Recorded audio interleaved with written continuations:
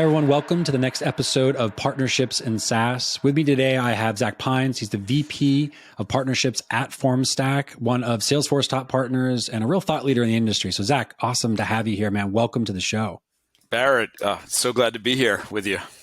Yeah, I'm fired up. You know, you've had a really interesting career, certainly in the ecosystem space. But most importantly, what I'm fascinated by is, and we talked about this before, obviously, but your go-to-market superpower. It's unique and yet special in its own right. So what do you consider to be your actual go-to-market superpower?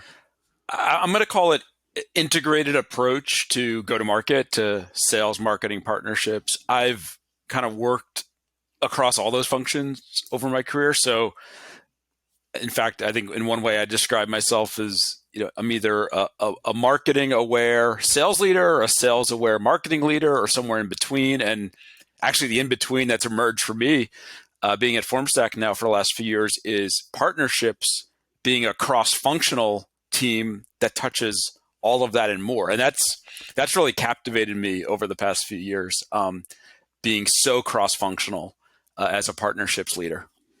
Yeah, we should talk about that, actually. I'm glad you said it, because the idea of partnerships being not just cross-functional, but value-centric in terms of what it delivers to marketing, to sales, aligning around your internal team's needs. Let's talk about that for a second. So when you go and let's say you're advising somebody, or someone says to you simply, like, how do you think about that vertical integration and that cross-functional collaboration? Do you use a framework of some kind for it, or a cool acronym or anything you want to share?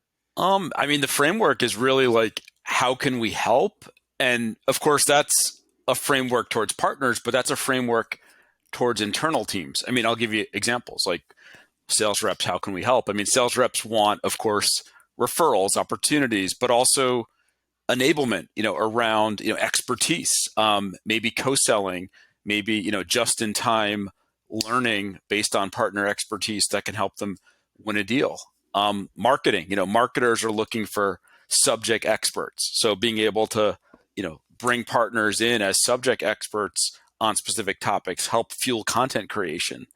Customer support teams, customer experience teams are looking maybe for expert partners to help, customers solve tougher problems. So, we tend to just go across the organization that way and think about how can we set up the partner motion to best help each of those team members and departments, reach their goals. Yeah, it's interesting because you're talking about the value that you deliver from the partner to the business. So are you talking about, when you have those conversations with your team internally, are you going to them saying, what are the gaps? What are the things that you're looking to fill? How can we help you? Or are you bringing the partner value already to the conversation and saying, we have this dynamic existing right now. Here's how we can add value to the internal need or solve that problem? It's a combination of the above. I'm a big believer in just organically kind of, building momentum across the organization. So a lot of this stuff, Barrett, we just started doing and just started showing people it's possible, one step at a time. So it's, again, I'll go to the content example. We built a really good relationship with a woman named Lindsay McGuire, who is a key content marketer. So just having her know, okay, we've got this treasure chest of partners with insights that can help, and just starting to do that together. Even before that, I created something called the Partner Interview Series, which was me going out and interviewing partners, not dissimilar to what we're doing here today, and turning that into content and showing how, partners can help fuel our content engine, and also bringing awareness to who these partners are and telling their stories. So you're marketing them then back into the business. It sounds like you're capturing their voice and bringing that inside, or you're bringing it external as well?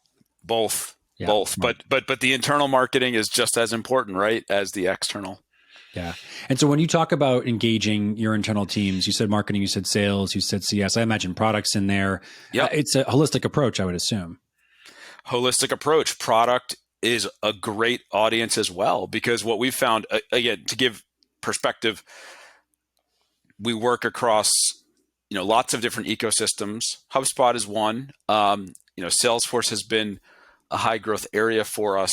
Those are the ecosystems, but the day-to-day collaboration is very much with the consultants, the system integrators, the SIs.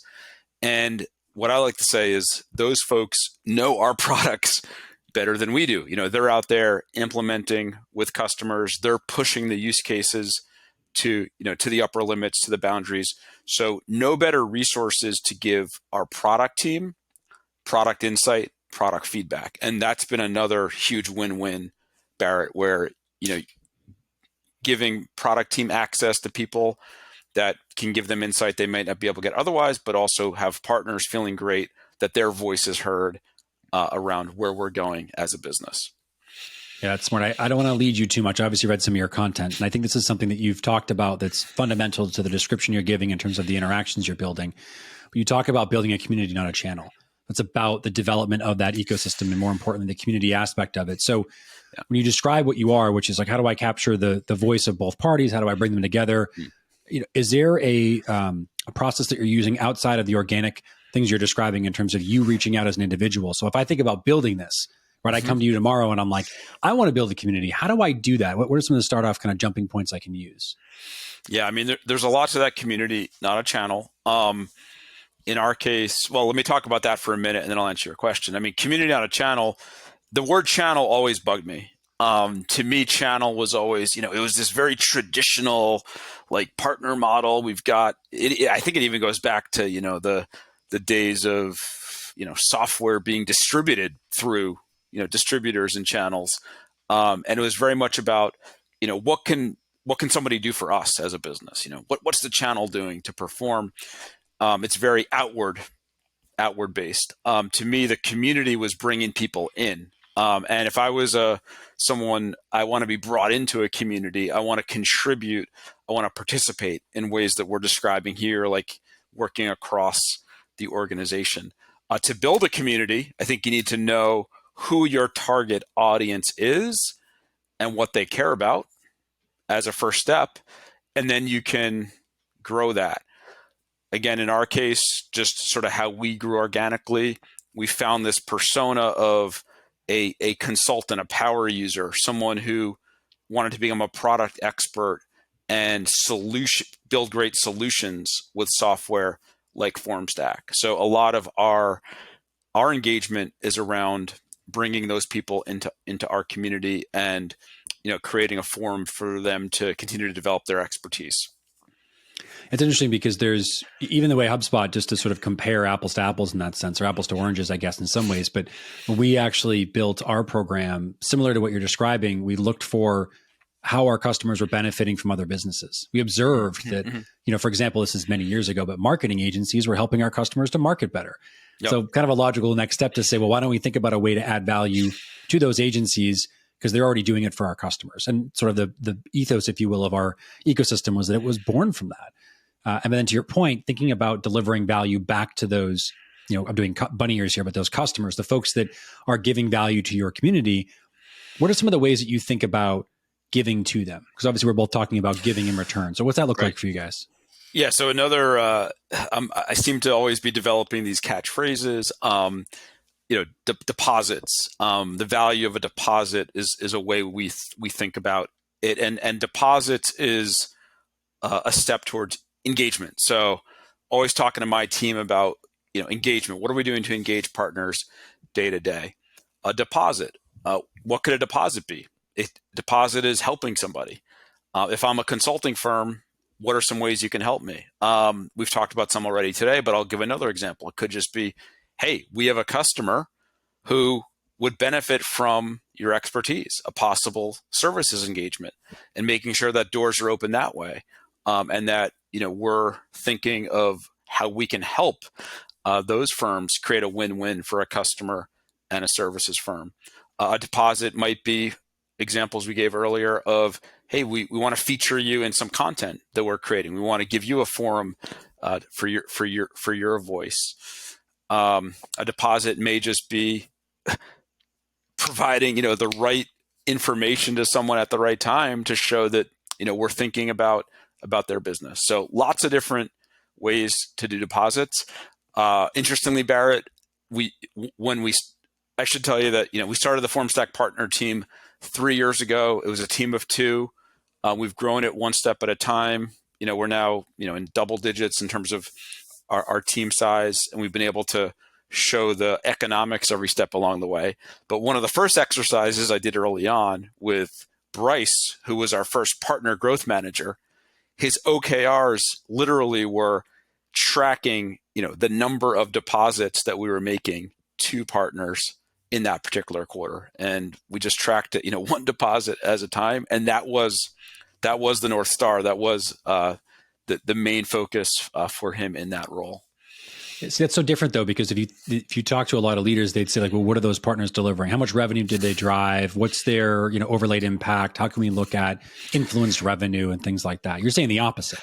Well, what I'm saying, that's where you start. Interestingly, we track all those metrics too. Yeah. But that's where we started, and that's the focus. Guess what? Everything else falls into place from there. Like, make that investment. Of course, yeah, we're looking at referrals. We're looking at pipeline. That's now become and truly is, our key KPIs and metrics for the team. But it's not, beating people up and pounding them for referrals. It's doing all this other stuff to engage, build community, and enable that leads to that. And I think that's the nice kind of two-part approach to our approach that's really resonated is we're thinking about it in all these ways: community, not a channel, enablement first, enabling partners, making deposits. And then from a business standpoint, we're measuring our joint impact through traditional metrics like referrals and opportunities and pipeline and revenue.